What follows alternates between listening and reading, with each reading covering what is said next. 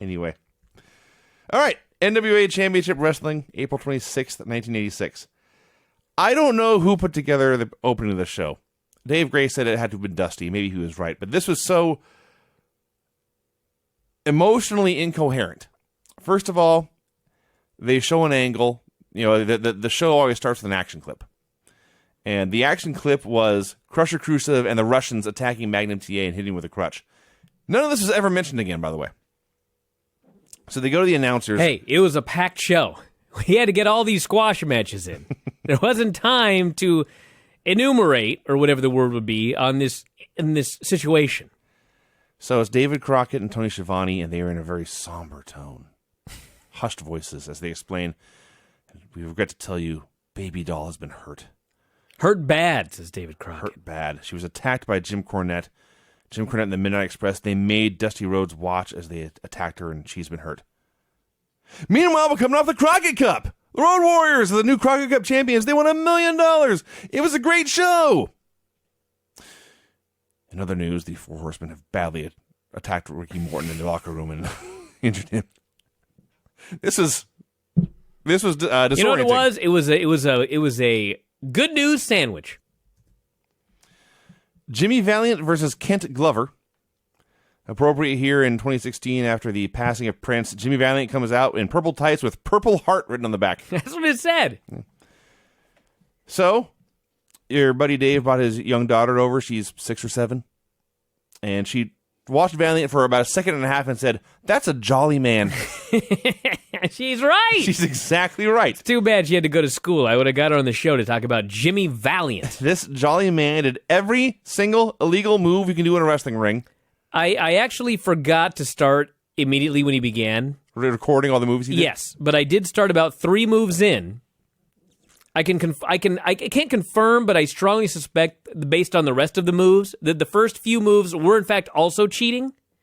But I can tell you that he did a thumb to the neck, a backdrop, head rammed into post, eye rake, snapmare, nerve hold, thumb to throat, snapmare, fingers to the eyes, which, by the way, means that he performed a snapmare and then lifted the man up to poke him in the eyes. Yes.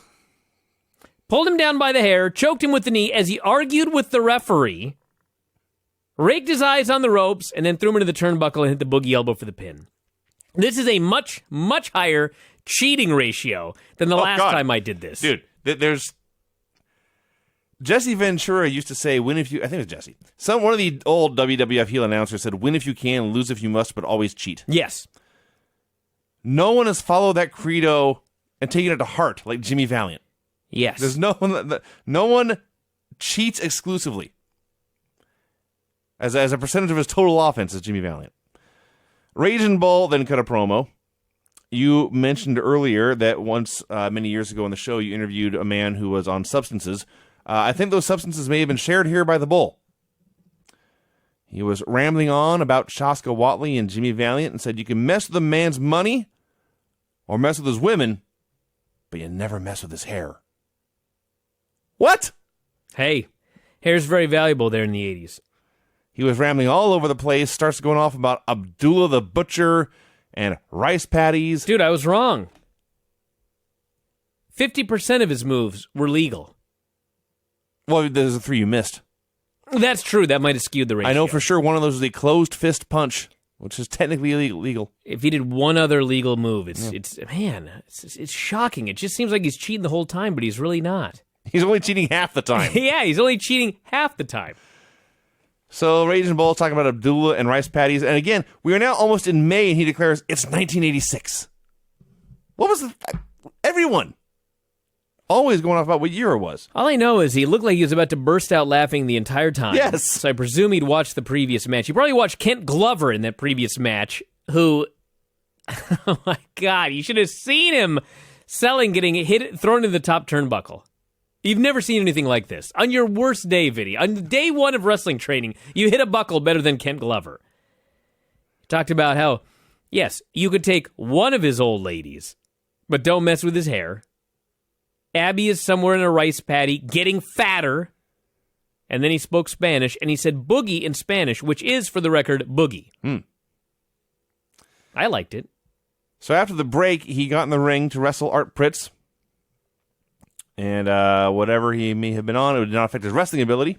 He schooled him on the mat for a while, including a double chicken wing, which I have not seen in years. They did this for about 3 minutes, and then they did one big high spot with a bunch of drop downs and leapfrogs. And he hit the flying forearm, which is called the flying burrito, which means we got to hear David Crockett scream, "Burrito!" like no man before or since for the win. Got to give this Art Pritz guy credit. Decent jobber. He could take bumps, he could grab a body part and pretend it hurt, and he was ugly. That's all important. But he was ugly, but he did not look like he was wheeled in from a nearby hospital. So I got to give him credit for all of that. If there's one lesson to be learned from these shows, it's that the title jobber is actually there's a broad spectrum. Yeah. Of men. There's competent men who never win, but if you ask them to have a good match, they could do it. Like Italian Stallion, George South, maybe. And then the other end, there's guys who appear to have never tied up boots or set foot in a ring or run the ropes before. We'll get to some of those too. By the way, the fans in the crowd very intently watching this squash match. So, they showed a clip from I guess it was another show, but Raschke and Watley and Paul Jones had just beaten a jobber, and they were trying to cut his hair. And the scissors they had to cut this man's hair, they weren't quite beefcake-style garden shears, but they were very long, they looked very, very sharp. I could not believe you had these 6 crazy motherfuckers in the ring and a giant pair of scissors. Just floating around on the mat. Oh. So, yes, Boogie comes in to make the save. Boogie Woogie Man and Baron von Raschke trading forearms, a sight to behold. And, yes, Raging Bull's in there, and Nighthawk is in there, and sharp, pointy scissors ready to stab a man, just hanging out. And eventually the babyfaces cleared the ring. Ron Garvin was in the ring to wrestle, but before the match could start, J.J. Dillon comes stampeding out. He interrupts everything. He announces, "We have gotten word from the NWA, and they have agreed with Dillon. Garvin will no longer be able to illegally tape his fist." He had to take the tape off immediately. Garvin did so, but he was pissed about it. So we got Ron Garvin versus Paul Garner. Paul Garner from day one should have just done the descendant of Abraham Lincoln gimmick. Looked exactly like him. Abe was a wrestler. Garvin beat him up for a while, used a sugar hold, kneed him in the ass. Damn sugar hold.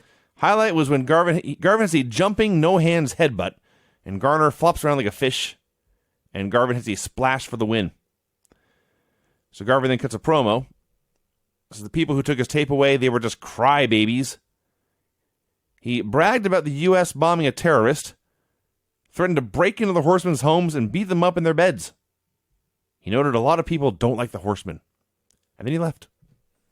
Well, it's weird. He was just like, anybody who doesn't like my tape fist is a crybaby. I'm proud to be an American. I was like, what does that have to do with anything? Don't know. Plus, you're from Canada. And he is still coming after Ric Flair. Yes. For those of you that aren't sure, yes, he's still coming after the Horsemen. The Road Warriors cut a promo. Hawk did the gimmick where he flexed his neck until his collar popped off. Ellering says the real winners of the Crockett Cup were the fans who got to see so much great action. And now that we've won, we're going after the Midnight Express and the tag titles. And a fan held up a sign reading Legend of Doom. Team sounds scary. Hope the Road Warriors never have to face them. And Animal noted we beat the Midnight Express in the tournament. Now we're going to beat them for the tag belts. Hawk starts talking about in Baltimore that night, they got a double chain match with the Russians. And you know how we've said how Hawk promos in 1986 are different than the Hawk promos in 97, where he's always making silly jokes and insults? Well, here he did call the Russians a crotchety load of soggy buzzard barf. Had the fans howling with laughter. Had a Crockett Cup highlight video. 1980s music and about 5,000 random photographs. It was picture, picture, picture, short video clip, picture, picture, picture. So I didn't get a lot of this, but some of the faces who were in this tournament who we have not seen on the show: Bill Dundee, the Sheepherders, Eddie Gilbert, Rick Steiner. Clips of the Fantastics against the Horsemen. I want to see that match so badly. That sounds awesome. Tiger Mask, Giant Baba, Steve Williams, And then finally, the Road Warriors beating Ron Garvin and Magnum in the finals. And they zoomed in on the check for $1 million to prove it was legit. $1 million. I wish it would have said Road Warriors, the. They should have had one of the big Publishers Clearinghouse checks. Sure. Road Warriors versus Jeff Smith and Randy Mulkey. Everybody named Jeff Smith. It's not this one, because this guy must be dead by now. No one could survive this match. Wow. Now I'm talking about how the beating he took in this match. Well, yeah. The Mulkey actually took the worst beating when he got thrown outside and splattered on his ass on the cement. And he has no padding. No. Both guys took hellacious beatings. But yes, the Mulkey, I remember the first time I was taught how to get thrown out of the ring. Not even over the top rope, just through the ropes. And they showed me, you lean out, you put your hand on the apron, you jump and kick your feet through when you're on the floor. I did it one time slowly, then I did it one time full speed, never had to practice it again. Mulkey had no clue what he was doing. He goes through the ropes, horizontally, he rolls over in search of the apron, never finds it, and it was like Wile E. Coyote flying off the top of the cliff, pausing in midair, and then plummeting down. That's what the Mulkey did. Onto his ass. Yes. Splat. And then he laid there unmoving like a slug. They also beat the crap out of Jeff Smith, and they won with a top rope splash. This Jeff Smith guy, definitely not my buddy. He's horrible.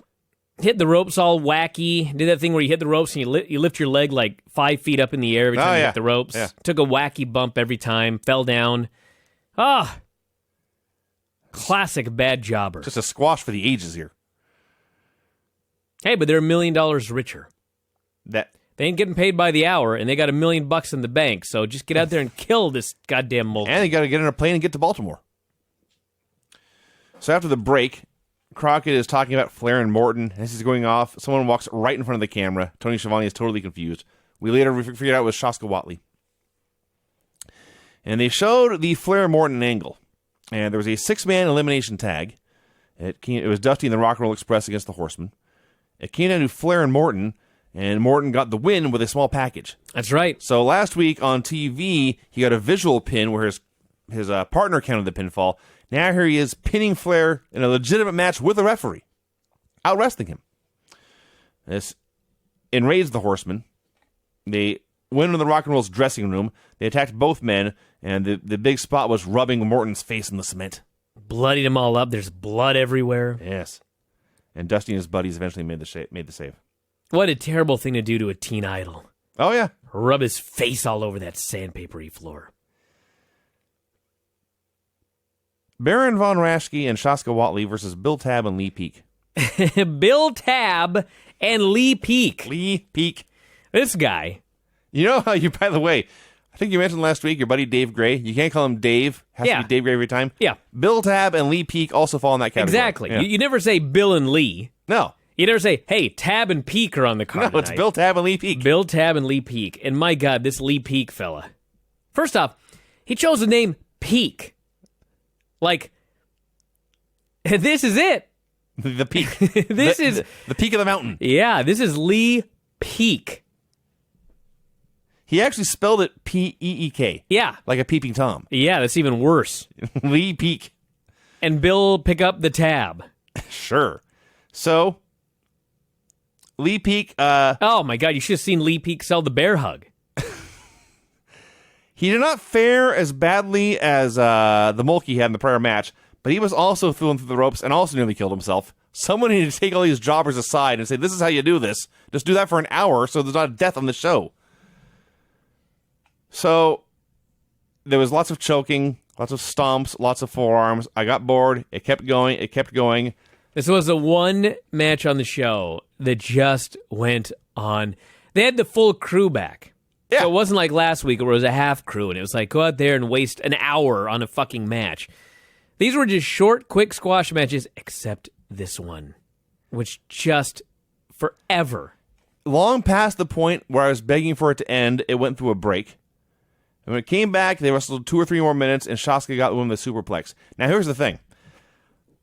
For historical purposes, I may need to go back and watch this to catalog A, exactly how long it went, and B, did the jobbers get any offense? Did they throw one punch? Did they hit a chop? Anything?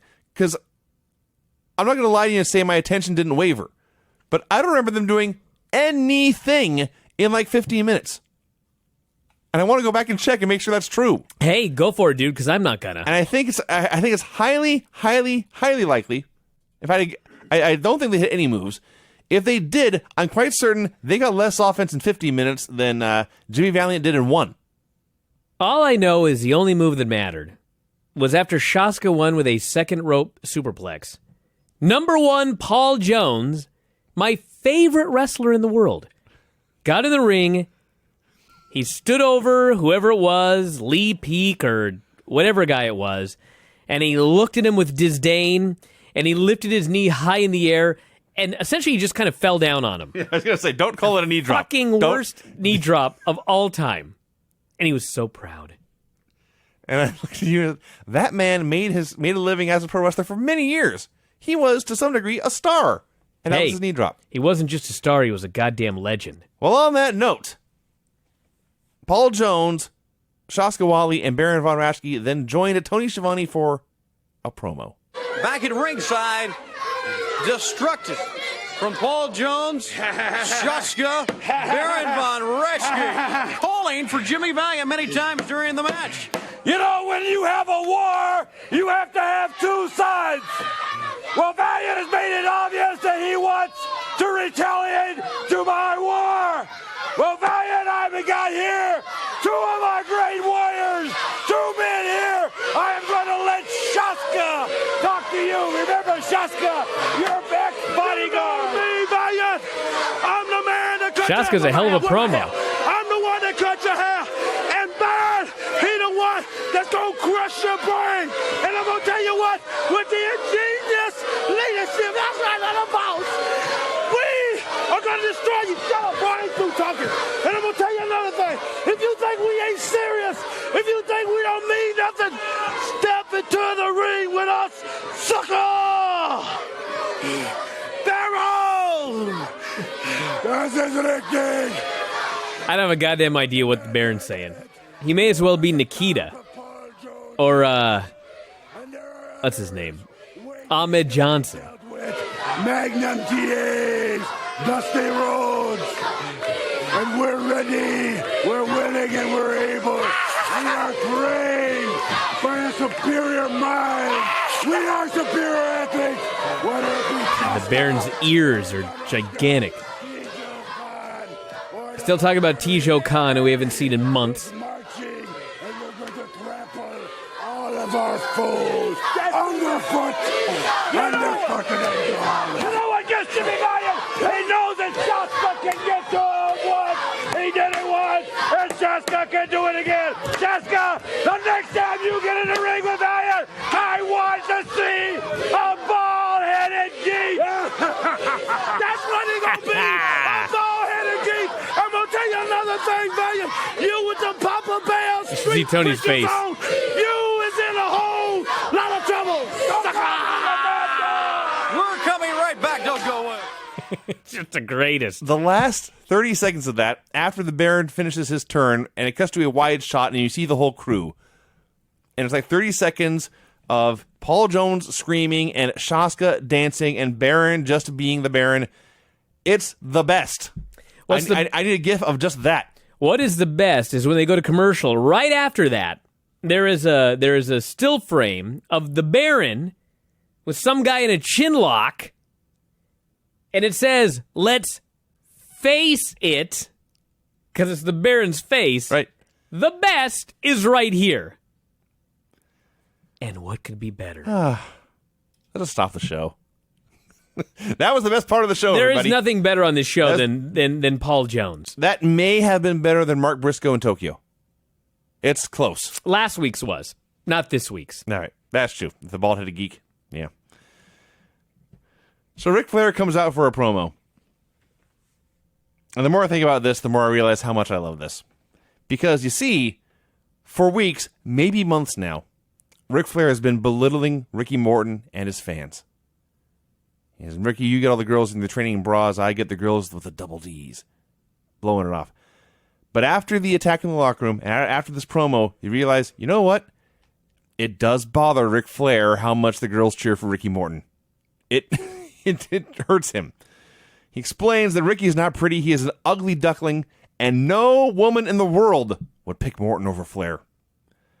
He says, as world champion, he's used to getting what he wanted, and he wants the world to see what a punk Morton was. And he listed all the cities that week where he'd be defending the title and all the men he'd be defending against, including Bob Armstrong. Oh! And what I bet was a lot of fun.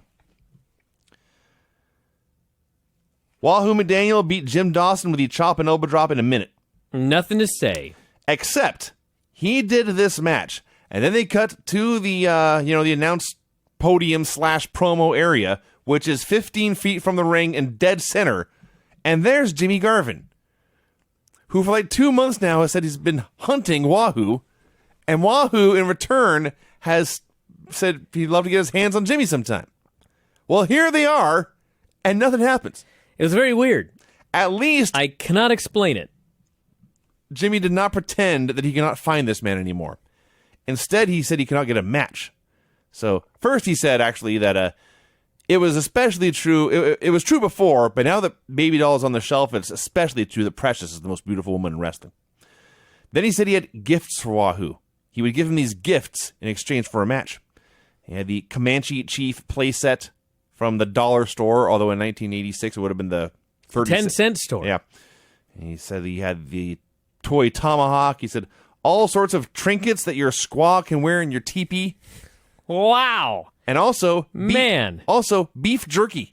Oh. Just to eat. 86. Yeah. And Wahoo never showed up to claim these gifts. The announcers solemnly said they did not want to show what happened to Baby Doll, but it was part of their job and they had to do it. So it was Cornette and the Midnight Express in the ring cutting a promo.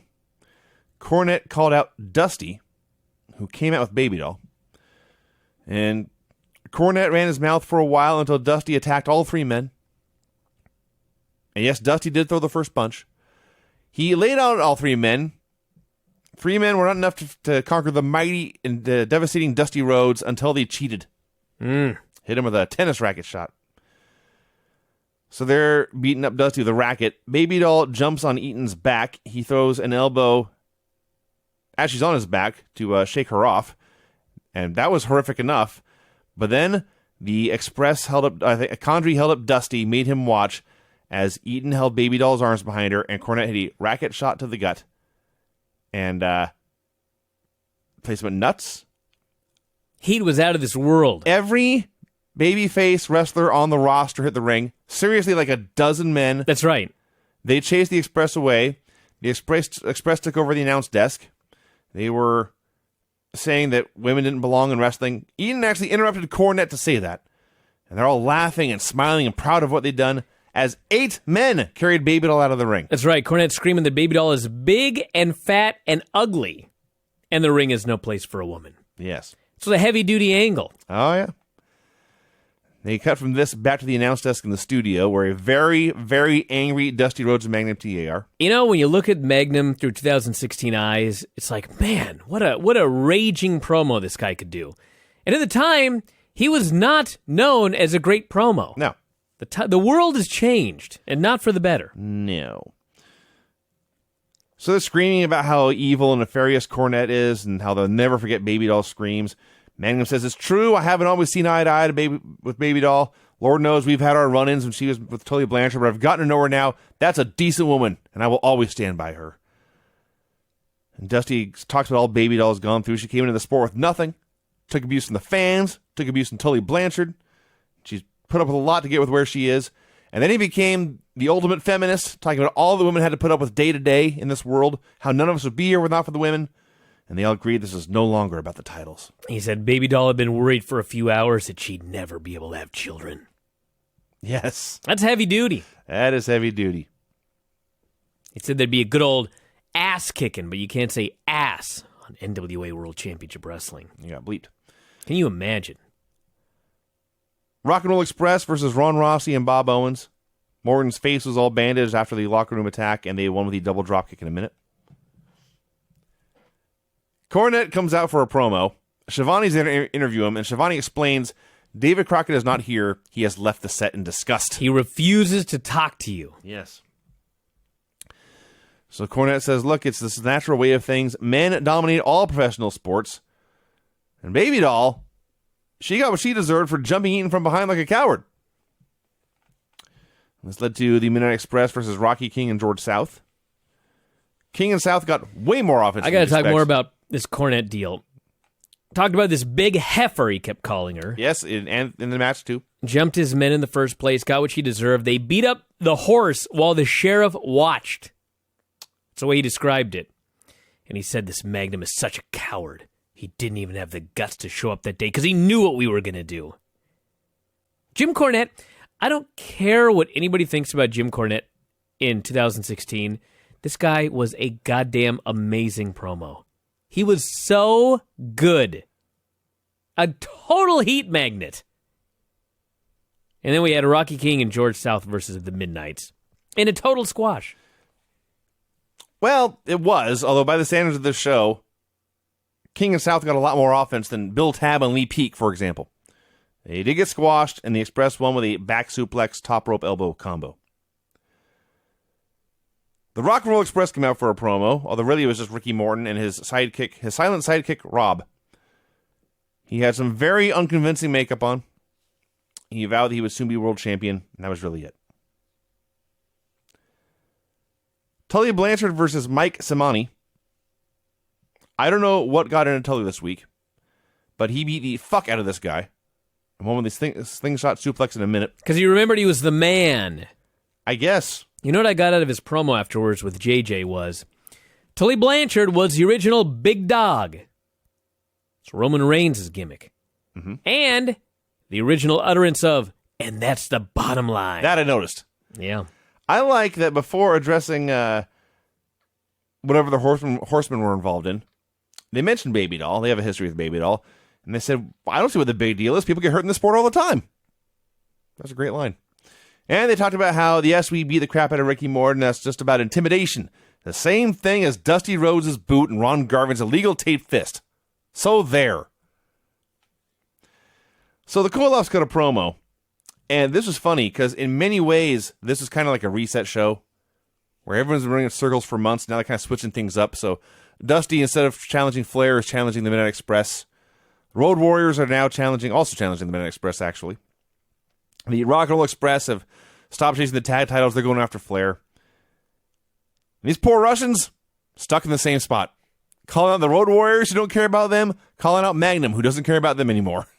I'm sure this was a ruling handed down from the Kremlin. They did stay the course. They did mention something. They had some clip of Nikita and Magnum in a chain match, and it was actually great because they said, let's go to a clip of that match. And Ivan says, here you see Nikita is the master of the chain match. And they go to Nikita, and he's just standing there with a chain on his arm. So, something about how they want the U.S. title and the tag titles and whatever. Arn Anderson versus Gene Ligon. As I wrote here, Arn worked the arm forever and won with the Gourd Buster. He just took him apart and pinned him with his move. He did. And then the Three Horsemen and J.J. Dillon came out to cut a promo together. And it's funny. This was great. It was a great promo, too. But watching these shows, it's funny how rarely they're actually all on camera at the same time. But this is one of them. What I got out of this was, I like Tony Schiavone and I like David Crockett. But man, JJ went out there and he just trumped him. He outright said, we don't need you here, I'll handle your job. And then he did it better than they do. So much. It was amazing. He was a great interviewer. Arn ran his mouth and Tully ran his mouth. And of course, Ric Flair went last and he was the best. Said all the women of New Orleans knew how great they were. Called themselves three bad white boys. And finally, JJ wrapped up the show. Thanks a lot, Rick. Thanks for joining us, everyone. We'll see you next week. And that was the end of the show. He was great. Hey, I like this one so much better than last week. God, yes. Really, it's just like a bunch of squash matches to build up arena matches we don't see. Mm-hmm. But at least we get great promos out of it. And what the hell else can you ask for? A good squash match is fun. Maybe not 8 of them in a row, and not those that go 10 minutes. But a good squash match is a lot of fun, and they should